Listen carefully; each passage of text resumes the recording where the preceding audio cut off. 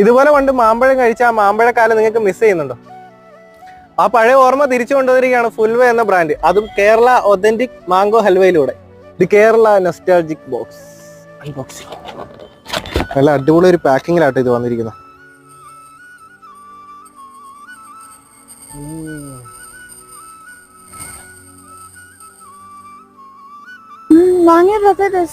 Mango halwa പോലെ തന്നെയാണ് അവരുടെ സ്പെഷ്യൽ ചക്ക ഹൽവയും.